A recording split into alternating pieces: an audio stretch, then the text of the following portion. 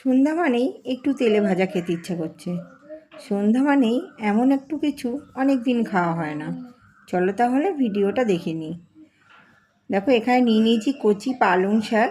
আজ বানাবো পালং চপ।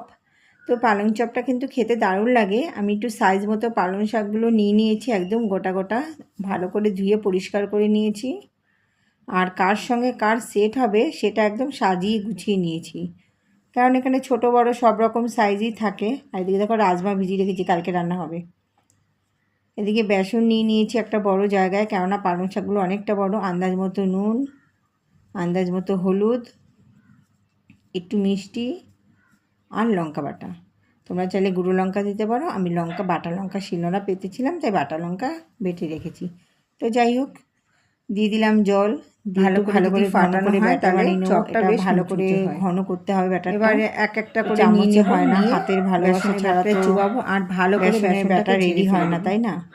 বেসনটা যদি এর মধ্যে বেশি লেগে থাকে তাহলে বেসনটাকে ভালো করে ফাটিয়ে নিলাম। হবে না, একটা ভারী অন্যরকম খেতে হবে।